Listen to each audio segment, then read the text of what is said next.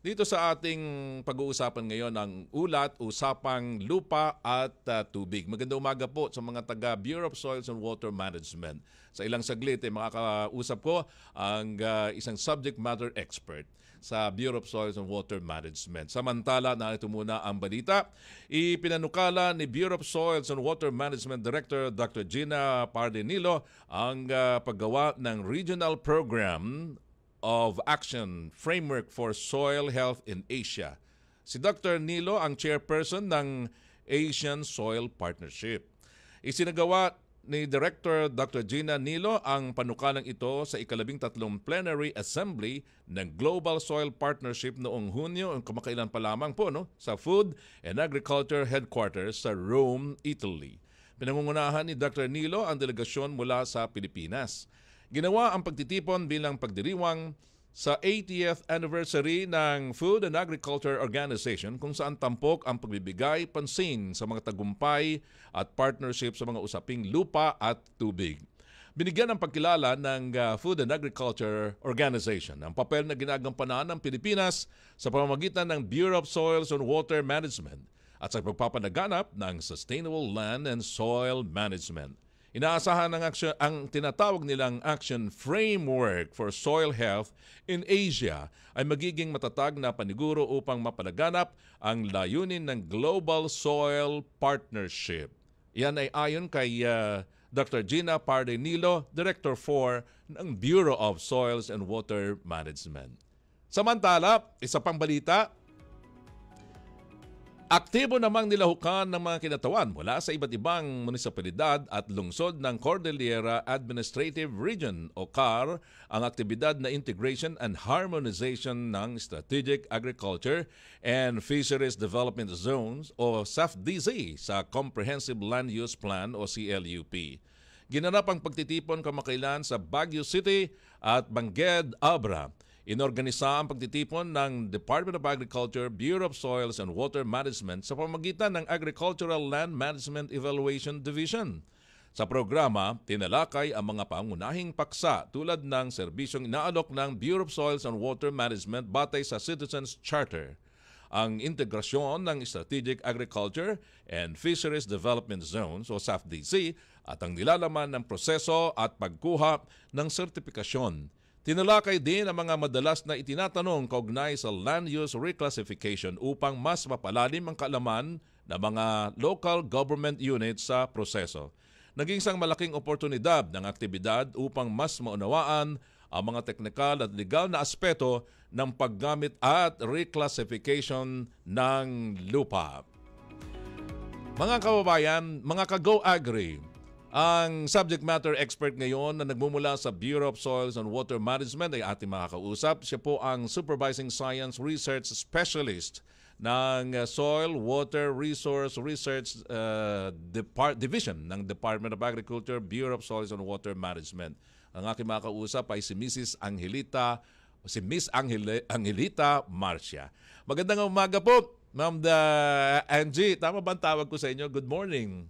Good morning po, Ay, Kiko. Magandang umaga po sa ating lahat at sa iyong tagapakinig at taga-subaybay po sa Go Agri. nako, salamat po sa inyong pagpapaunlak sa aking panayam ngayong umagang ito. Go Agri, na habang nag-uusapan itong ating programa tungkol sa usapang lupa at tubig. Miss Marcia, pakibanggit nyo nga sa ating mga tagapakinig, ngayon mga taga-subaybay, ano-anong mga research activities ang pinagkakaabalahan ng inyong division, yung Soil and Water Resources Research Division dyan po sa Bureau of Soils and Water Management. Simulan ko po sa aming mandato. Ang Soil and Water Resources Research Division po, ang pangunahing mandato po nito ay magsagawa ng upstream at midstream na researches for soil and water management technologies at undertake targeted studies po or researches for sustainable agricultural development. So simulan ko po na ang aming pong division ay nagsasagawa po ng mga pag-aaral na kung saan nakatuon po ang sa likas at pagbago-bago pong pagbago-bago pong katangian ng ating lupa na puwede po nating gamitin at suriin ang epekto po ng soil biological, chemical at physical properties po sa soil management at sa ating pong crop na pinag-aaralan. Ito po ang dibisyon po namin ay, magbibigay po ng mga impormasyon, puwede po ay technology verification, technology package of technology at policy brief po na magagamit po ng ating mga magsasaka, lawmakers po at ating pong mga iba pang puwedeng gumamit ng mga impormasyon. Ngayon po na marami pong mga, techno demonstration trial po, ito po ay downstream research po, na ginagawa po natin as technology verification and dissemination. Sumusuporta po ang aming dibisyon sa ating National Soil Health Program. Meron po kaming, ABFS HBC rice onion, rice garlic at, ABFS coconut at meron din po kaming, sa CFBW kung saan po ay, tinitingnan po ang quality ng compost at meron din po kaming, tulong sa Sustainable Land Management Resources Approach po, yung assessment po ng ating soil biodiversity. Napakahalaga ng mga binabanggit niyo ba, Miss Marcia. Lalong-lalo na yung merong kaugnayan sa rice, onion, compost quality, rice garlic, rice onion. Mga mahalagang bagay yan. Ano po ang ginagawa sa mga researchers na ito, Miss Marcia? Sa ating pong mga National Soil Health, program na ABFS, Opo. HBC on, onion na ito po ay ginagawa sa Nueva Ecija at gayon din po yung sa ating garlic sa Ilocos Norte. Meron po kaming mga, rekomendasyon o sinusunod po na mga, adaptive balance fertilization strategy na para po sa rice. Ito po ay merong mga klase ng fertilizers at, ito po ay ini-a-apply ayon po sa stage po ng crop at gaano kadami at timing po nito. At gayon din po meron po kaming, trial para po sa ating, ABFS, onion. Meron din po itong mga rekomendasyon na para po sa onion kung paano din po ito ilalagay, ang dami ng fertilizer, kung kailan po ito ilalagay at pamamaraan po nito. Gayon din po sa garlic at sa garlic. So meron po kami sa aming ABFS coconut naman po ay ginagawa po ito sa Chaong, Quezon. Meron din po mga rekomendasyon para po sa coconut. So alam naman po natin na ang coconut ay permanente na pong, crop ito sa ating, karamihan po sa Quezon. So meron din pong mga interventions na nilalagay dito sa ating, lugar na pinagsasagawaan ng pag-aaral.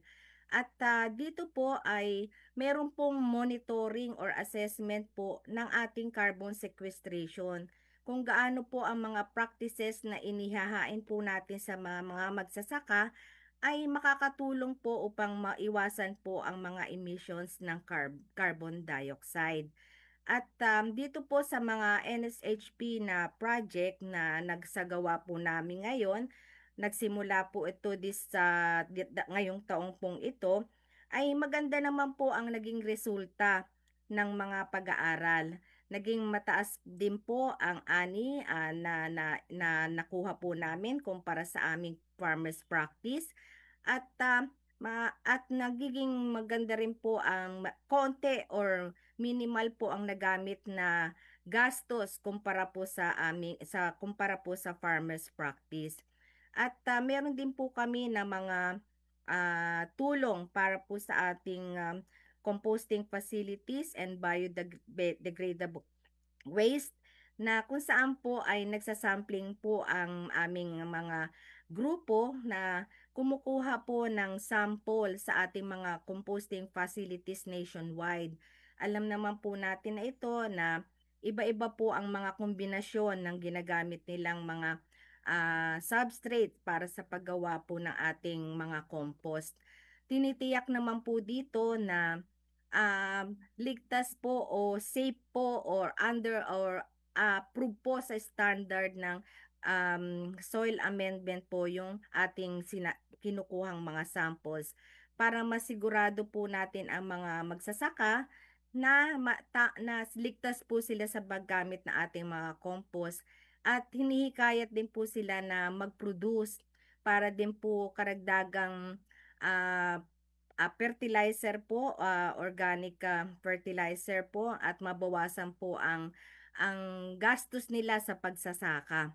Yun po ang layunin ng ating mga ABFS na project ay upang lalo po na mapagaan po ang gastusin sa gastusin ng mga magsasaka at higit po sa lahat ay mapangalagaan po ang ating mga lupa.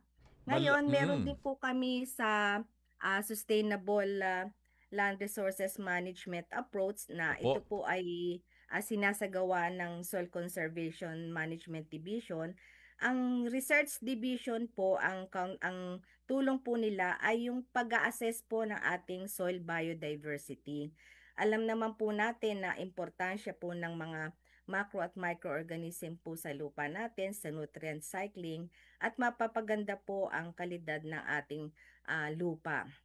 So yun po yung mga ginagawa namin na dito po sa aming pag-aaral sa mga programa ng BSWM. Malawak ano po, hindi lamang po may tungkol sa pagtatanim ng palay, mayroong pagtatanim ng gulay, mayroong pang itong onion and garlic, at pati ang coconut, Ma'am Miss Marcia.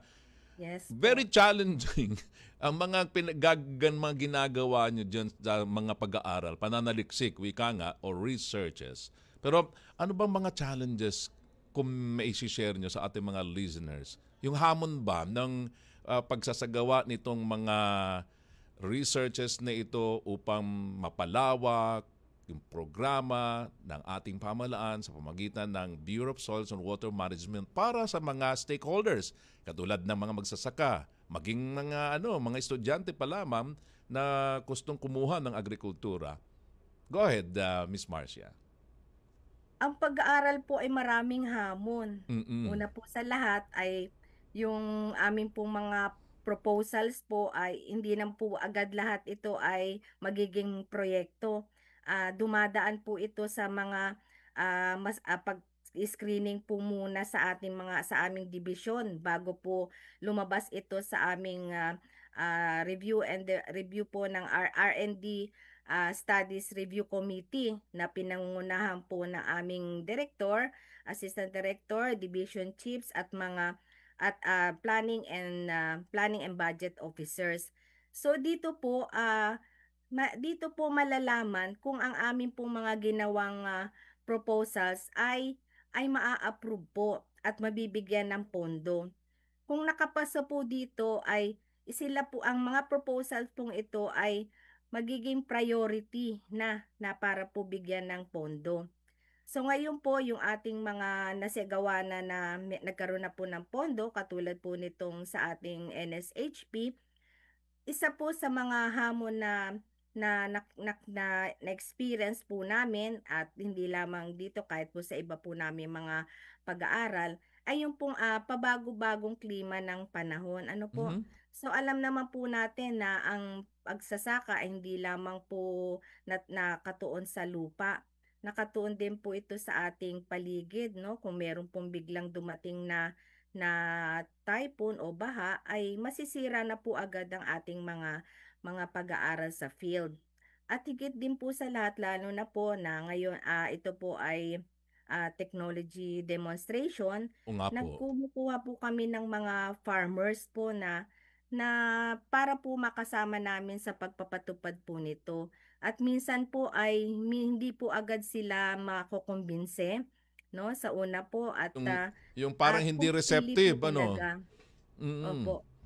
So, Pumipili po talaga tayo ng mga farmers na makukumbinsi po natin. ganun po pala yun, ano. So, anong ginagawa niyo kung halimbawa na nafe-feel niyo na hindi receptive, hindi open yung mga magsasaka o mga stakeholders na gusto nyong ibahagi itong mga researches na ninyo, mga pag-aaral na nagawa nyo na. Anong ginagawa nyo? Una po sa lahat ay nagsasagawa po kami ng orientation sa mga farmer groups po or associations or cooperative po. At doon po namin pinapaliwanag sa kanila kung ano po yung mga importansya kung bakit po kami nagsasagawa ng ganitong pag-aaral. Ano po, alam naman po natin ang mga magsasaka ay hindi po agad dyan ay sumasang-ayon hanggat hindi po nila nakikita ang epekto ng isang Oo gagawin nga na po, no? pag-aaral. Naintindihan Opo. ko po yun. May mga nalalaman akong mga magsasaka na, ibang taong mga involved sa agrikultura. Parang may isi-share ko po nga sa inyo ito na aking naging experience sa Miss Marcia, na pagkat natuturuan na pala daw o nai-introduce ang isang bagay, lalong-lalo mga innovations, parang yung salitang, nako, alam na namin yan, Intoy, matagal na kaming ganito, nagagawa na namin, ano na naman, bagong sistema yan. Kayo ba, naapektuhan kayo, Miss Marcia, ng ganong mga reactions ng mga tao, mga stakeholders, hindi lang mga magsasaka, kundi yung hamon na yan, papaano nyo nagagawa ng paraan na, sige, para makumbinsi nyo po lalo na gumamit nitong mga interventions, mga researches ninyo? Ganyan po. Talaga pong nararanasan namin 'yan. Kaya dito po sa aming mga pag-aaral na ito, ang napili na po namin ng mga farmer cooperatives ay binibigyan po namin sila ng suporta ng kailangan nilang fertilizer ayon po sa rekomendasyon na ita-trial po namin sa kanilang field. So ito po, paliwanag na din na para po magamit ang kanilang lupa sa isa season po na dalawa at mabawasan din po yung gastos nila. Magkaroon po kami ng kasunduan or memorandum of agreement kung ano po yung mga gagawin nila dito po sa mga sasagawang pag-aaral. Hindi lamang po ito kami po ang responsable, kundi yung responsibility din po ng mga farmers. Tinuturuan po sila ng mga pamamaraan, kailan po ang tamang pagsasampling at kung ano po ang magiging ah, harvest po nito at binibigyan din po sila ng mga trainings or capacity building para po madagdagan ng kanilang kaalaman na hindi lamang po nababago po ang mga teknolohiya kaya yun po yung isa sa mga na binibigay natin sa kanila ng mga pag-aaral. Natututo din po sila sa tamang recording ng kanilang mga kita, pang malaman po talaga nila kung hanggang saan po yung kinikita at ginagastos nila sa kanilang pagsasaka. At meron din po kami na mga ginasagawa na mga ah, farmers field day, no po, na kung Meron saan pa po field ay day, ah. O, maganda po yan. opo. Mm. Dito po namin na ipapakita yung aming resulta ng pag-aaral at hindi lamang po ang mga farmer cooperators po nandun kundi nag-iimbita pa po ng mga ibang magsasaka sa paligid nila upang maipakita ang resulta ng pag-aaral at makumbinsi po sila. Sa mga pag-aaral naman po namin na nagawa ngayon sa aming rice garlic, rice onion ay makikita po na mas mataas naman po ang ani kumpara sa farmers practice.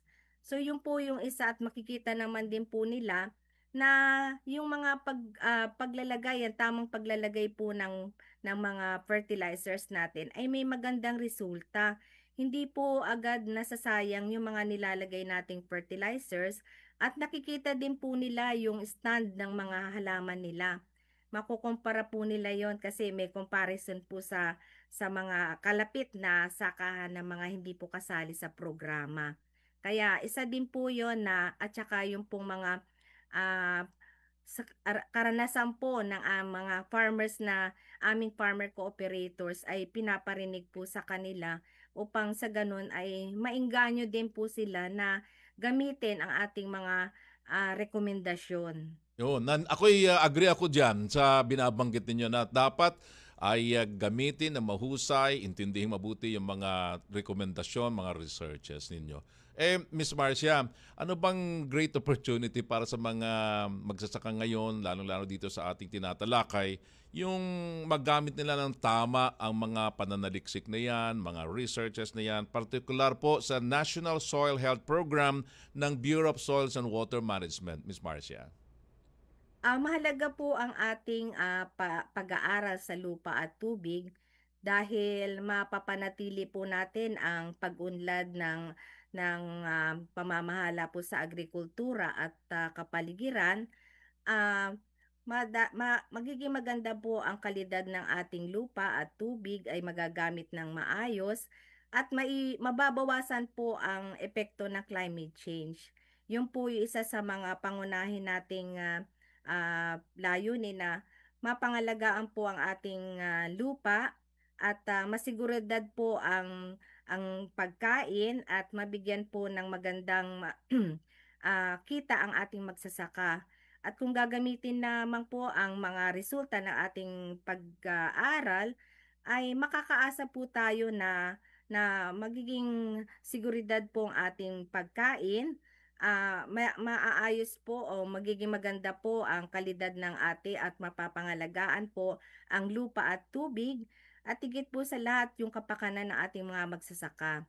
Mabawasan ang kanilang gastos, dagdag kita at higit po sa lahat yung sa ating kapaligiran na para po hindi masayang ang ating lupa para po sa susunod na mga henerasyon. Dahil kung ito po ay sira na, ay paano pa po makakapag-saka at makakapagbigay ng magandang ani ang ating mga magsasaka para po sa atin at sa sambayanan. Ako, talaga namang siksik, liglig at umaapaw ang mga nababanggit nyo, mga impormasyon. Talagang angkop na angkop po yung mga inyong pananaliksik dyan sa programa sa Bureau of Soils and Water Management. Nako, Miss Marcia, ano po ang inyong mensahe pa para sa ating mga tagapakinig sa pagtatapos ng ating panayam na ito dito po sa USA, binabanggit natin, usapang lupa at tubig. Go ahead, Miss Marcia. Higit po sa lahat ay nagpapasalamat po ako sa oportunidad na maibahagi po sa inyo ang mga aktibidad po ng Soil and Water Resources Research Division. So hindi lamang po kami research ng research, ano po. Kami po ay patuloy po na nagagawa ng pag-aaral upang lalo pa pong maging maganda ang ating pong pagsasaka at maganda po ang ating maiwasan ang ating pong pagsira ng kapaligiran. At higit po sa lahat ay as Bureau of Soils and Water Management ay patuloy po ang aming pagtulong sa aming ahensya sa pangunguna po ng aming Director, Dr. Gina Pinilo, na mapangalagaan po ang ating lupa at tubig. Kaya sana po ay patuloy po rin yung bigyan ng pansin ang anumang pong mga pag-aaral ng BSWM ayon po sa lupa at tubig. Yun! Miss Marcia, kaya sa ating talakayan ito, hep hep! Go Agri! Hi, thank you. Thank you.